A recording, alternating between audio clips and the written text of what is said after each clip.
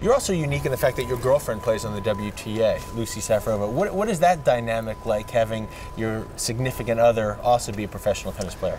Well, I think it's kind of, I would say kind of advantage, you know, that we have a chance to, you know, spend the time together on the tournament as well, that we, you know, that we understand to each other what the tennis needs, you know, that how is it with all the travels and everything, and even when, you know, you came from the match, you win or lose, then you know how the other feels, and it's I would say in this way it's kind of easier. And yeah, I mean, it's quite successful that, you know, we are a long time together, and it's really nice. In itself, having a girlfriend on it, being a professional athlete is a success, not to mention that she plays as well. Do you guys ever practice with each other? Well, actually, it's not often. Lucy wants to do maybe more, but we did not that quite often. Maybe we did a couple of times, but we played twice Hopman Cup together. So we play mixed. What's it like playing mixed doubles with your significant other? Because that is generally a recipe for disaster.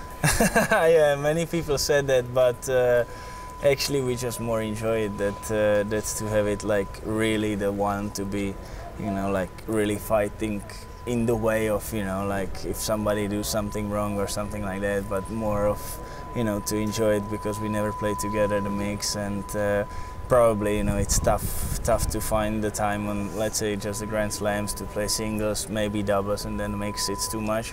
But in that time was really nice to enjoy it. Well, Czech Republic has a vast history and successful players. You've represented them so successfully in Davis Cup, getting to the finals. Ivan Lendl, he's probably the greatest player ever out of your country. Did you look up to him when you were younger?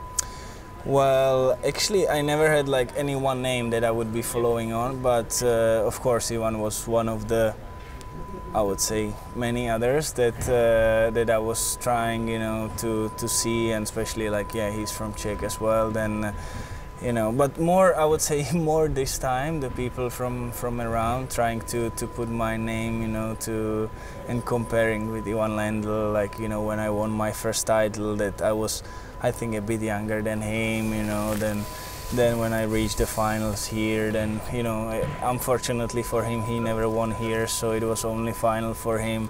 So, you know, he did get to the finals of the U.S. Open 8 straight years. So yeah, maybe you can meet that streak. No, definitely. I mean, he's a just great star, and you know, so far I'm so far from all his results. So I mean, one day it would be nice even to have just a couple of, you know, his results. But you know, he's just a, you know, really big star of the tennis. Yeah. Well, Lendl loves playing golf away from the tennis. What do you like to do to get away from the tennis off court? Well, actually, I'm kind of really similar. I like the golf as well. What do you play off of? Actually, I'm not that good as him. I had a chance to play a round with him when I get back from Paris. He was in Oh, you did? Yeah. So and how was that? I mean, he was playing well. That's what I think. He played like. And he plays off a lefty, right? Yeah, I do. I do the same. So, you do as well. We do. And so, Marty Fish plays off as a lefty, and Jim Courier. A lot of the tennis players. Is it because of the two-handed backhand? It could be. Yeah. I mean, I was asking him, especially because, yeah, he's playing one-handed, and he said, no, I mean, I just start like that, and just had a better feeling on this side. So, and he's playing really well, you know. So he has a chance, or he played once the quali, or he was trying to qualifying for US Open or something. So he did.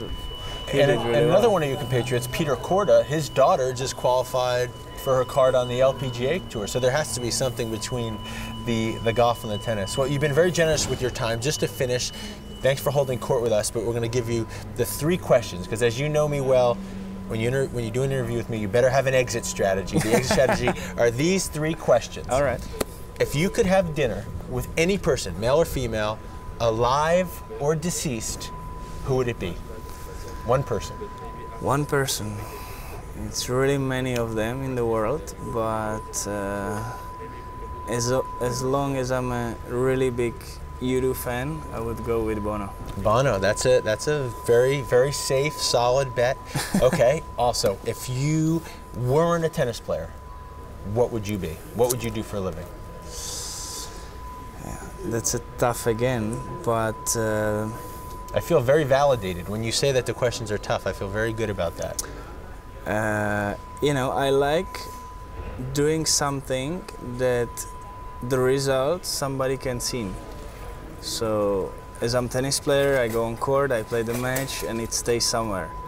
So if I wouldn't be a tennis player, I would like to do something like that, you know, maybe kind of like architecture that, you know, that you do, let's say. You have a legacy, someone could see it. Or you can see it, or something like that. To You're a showman. You want to show off your work.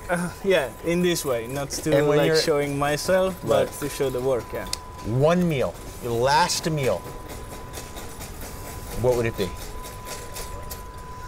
Last meal, one meal. So not the normal tennis. I have to have pasta and chicken. No. One meal, start to finish. What would it be? Definitely, it's gonna be the.